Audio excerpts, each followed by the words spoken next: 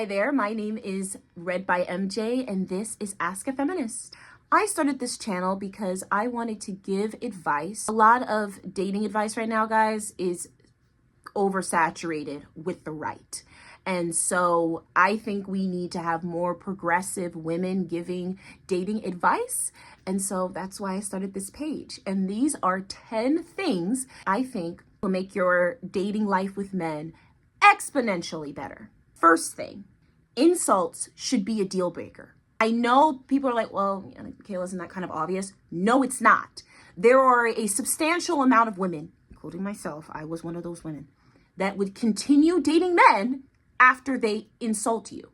I don't care if he says it as a joke. If this man insults you, remove him as a romantic partner. That is not a man that you want to lock your life to.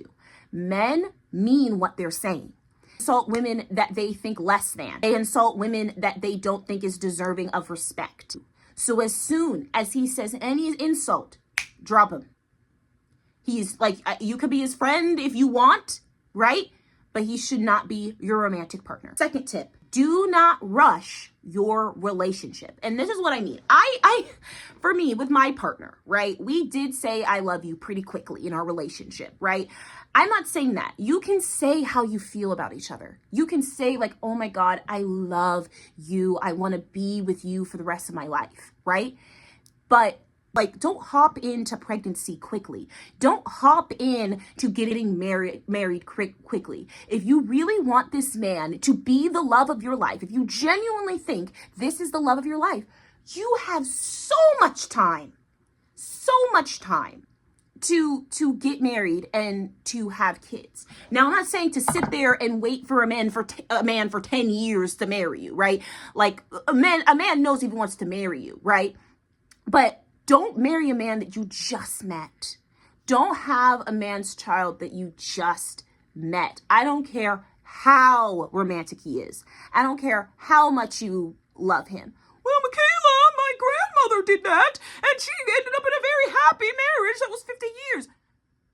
Even if that happened, that is not the safest option for you. The safest option is to get to know this person and see them throughout life. If you want this person to be the partner in your life, you're going to have to see them do life. You're going to have to live with them. You're going to have to see how they would be if they got fired from their job. You're going to have to see how they would be if they didn't get the promotion that they wanted, or a family member gets sick, just anything, right? How, like if they're going to clean the house when they come home and they see dishes in the sink, you're going to have to see these things and love, right? Even though it's great, it's amazing. You can say, I love you as quickly as you like, even though you love them.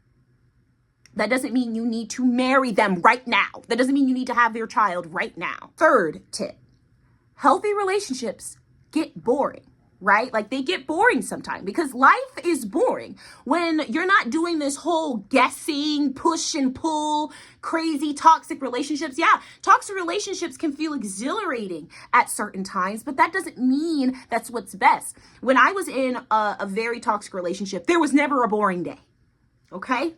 Horrible days I was crying, but there was never a boring one. You want boring days. You want that, right? And on those boring days, you know that the person that you're with, the person that you love, right? You can have fun with.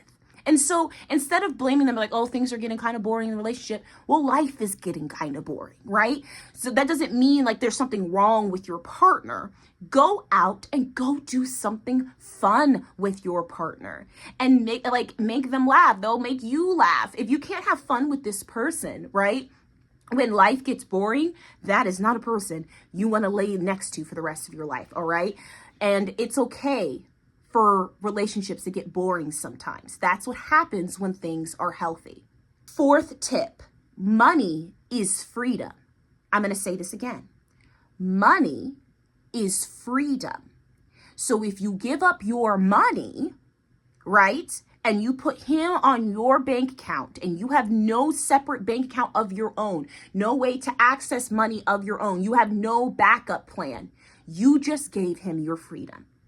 And I know there's a lot of women, they're like, I want to raise my children. I want to be home with my kids, right? I get that. I understand that. You want to be home with your kids. You want to have babies and be with those babies. Completely understandable. But have a backup plan.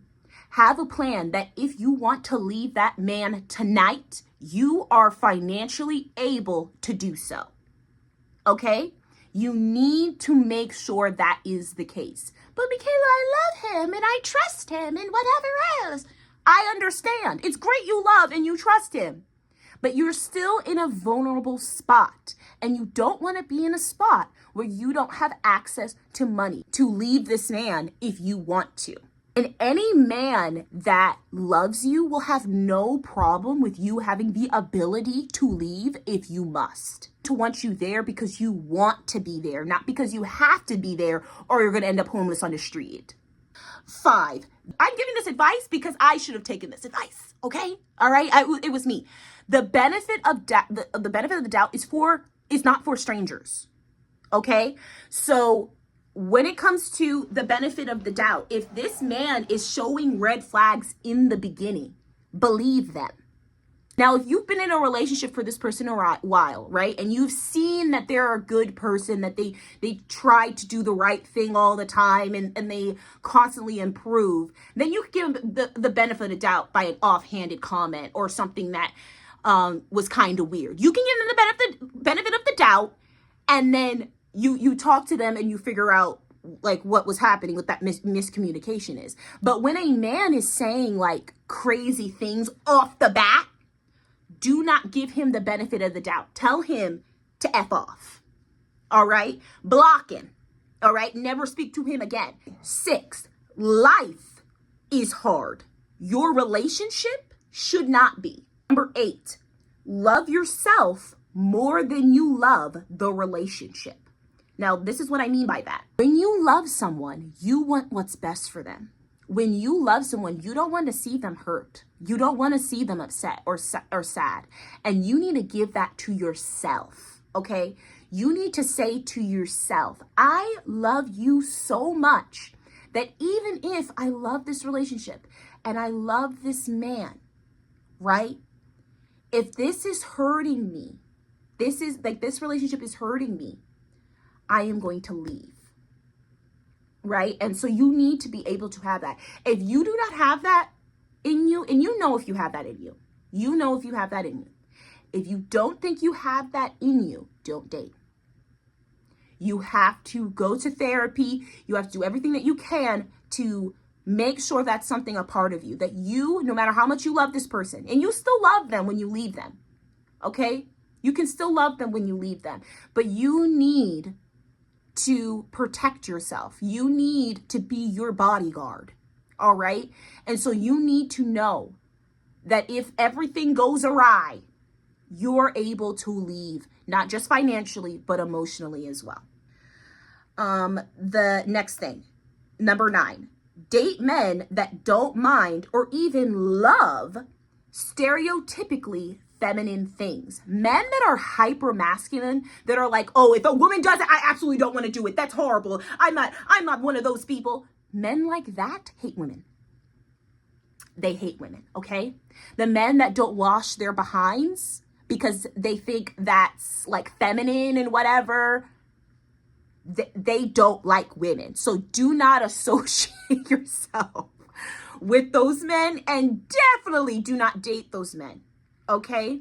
And I know there's a lot of women, unfortunately, with internalized misogyny that think as soon as a man shows any feminine traits, determine his sexuality. There are a lot of men, they like things that women like too, right? But they don't allow themselves to like those things because they're so afraid of being perceived as feminine, right? And those are not the men you want to link your life to. Your boyfriend shouldn't be freaking out because he had to hold your purse for 5 seconds, all right? And then number 10, which is the last advice I will give to you, you need to unlearn your submissive traits. I was a very submissive person, all right? I had to cut that shit out. You have to cut that out, right? Your needs matter. Do not bend to the will of an authority figure in your relationship. Your relationship, they shouldn't be seen as an authority to you. Oh, he'll be mad at me if I wear this, so I should change. Okay? You are a grown person.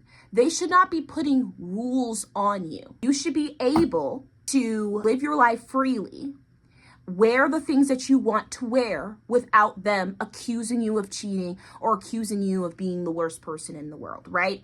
So you need to unlearn being a submissive woman. You need to see that if a man starts acting like your authority figure, that is a relationship you must leave. Thank y'all so much for watching. I'm going to post every Tuesday and Thursday.